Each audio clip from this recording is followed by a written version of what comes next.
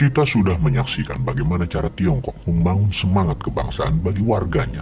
Dikatakan bahwa memang bangsa Tiongkok adalah bangsa yang telah berjaya sejak 5.000 tahun yang lalu. Karena itu Beijing, itu adalah tengah dunia yang akan kembali pegang kendali dunia. Amerika, negara baru 250 tahunan. Itu hampir dikatakan Amerika itu tidak punya sejarah. Untuk itu, mereka menciptakan kampanye yang ada di benak setiap warga Amerika, di mana Amerika dikatakan adalah land of the brave, tanah untuk kaum pemberani, dan land of opportunities. Semua mungkin di Amerika dengan moto American Dreams-nya. Hitler untuk membangun nasionalisme bangsa Jerman dengan ras Arya yang diklaimnya sebagai asal-usul bangsa Jerman, sampai membuat sejarah bahwa manusia unggul superior ras Arya adalah ras Jerman. Sampai ke puncak Himalaya, dicari jejak dan disambung-sambungkan, dipasang jejak, mengambil simbol-simbol tradisional Arya, swastika terbalik, simbol Hindu, ras Arya, diambil jadi simbol SS-nya Nazi. Lalu Indonesia, yang sejarahnya dibuat oleh Barat, yang masih diajarkan sampai sekarang di sekolah-sekolah, mengesankan kita bangsa Nusantara itu bangsa pendatang, bukan bangsa besar, bangsa asli Nusantara yang dikatakan tidak punya budaya, kecuali ambil budaya pendatang. Dan untuk itu, kita harus luruskan. Generasi muda ke depan harus bongkar semua doktrin pelajaran sekolah yang dipengaruhi Barat,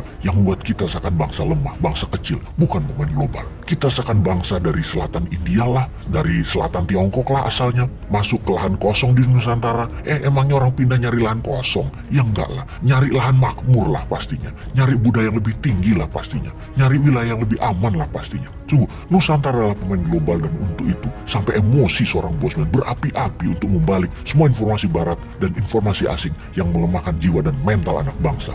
Tiongkok klaim sebagai bangsa besar sejak 5.000 tahun yang lalu, bahwa seakan-akan Nusantara itu tanpa Tiongkok adalah manusia tak berbudaya, terbelakang kuno. Sebentar, ini bikin murka kalau didiamkan tanpa perlawanan. Gini deh, Nusantara dari sejak 20.000 tahun yang lalu adalah wilayah kepulauan. Maka secara naluri, secara alami, manusia Nusantara sudah terbiasa dengan pantai, dengan laut, dengan samudra, dengan ombak, dengan badai. Ada sebuah catatan sejarah dalam totem atau mumi Ramses II yang diduga 10.000 tahun yang lalu di Mesir, di piramid.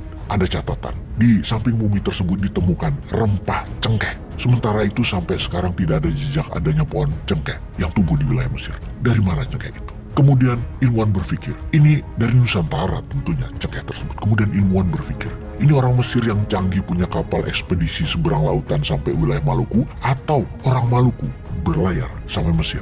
Mesir yang punya budaya daratan dan gurun lebih jago buat kapal, atau orang kepulauan yang jago buat kapal dan mengarungi laut samudra 10.000 tahun yang lalu tentunya. Di mana jawaban logisnya? Apa mentang-mentang Mesir bisa bangun piramid, mereka juga jago buat kapal untuk seberang lautan? Kapan dipakainya tuh kapal? Atau bangsa Nusantara yang memang raja laut sejak 20.000 tahun yang lalu, di mana kapal makin besar untuk bisa seberangi lautan? Jawabannya adalah bangsa Nusantara yang bawa cengkeh ke Mesir. Namun demi membuat kecilnya Nusantara, dicitrakan bahwa bangsa Mesir lah yang punya armada kapal ambil cengkeh di Maluku. Lah ngawur lah informasi sejarah itu. Kita harus lawan. Untuk itu, kita mundur ke Plato yang menceritakan tentang benua Atlantis yang maju semua penduduknya, yang semua mata sejarawan dunia mengarah bahwa Atlantis itu ada di Nusantara. Ini seharusnya dikembangkan terus dengan membuktikan bahwa artefak sejarah peradaban masa lalu bangsa Nusantara adalah bangsa pengendali dunia jauh sebelum peradaban Mesir dan Tiongkok yang digadang-gadang terbaik di dunia.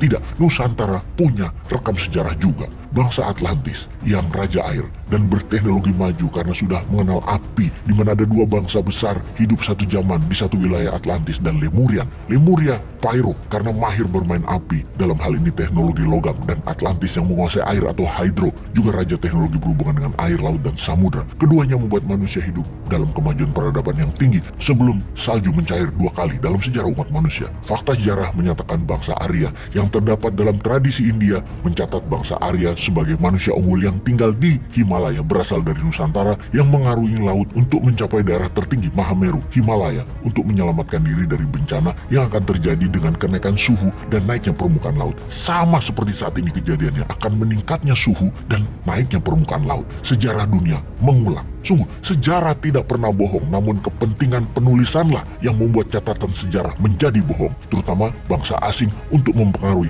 bangsa lainnya. Sekarang bagaimana menurut sahabat semua? Akankah kita diam saja sejarah kita dikoyak-koyak ilmuwan sejarah bangsa lain? Peace.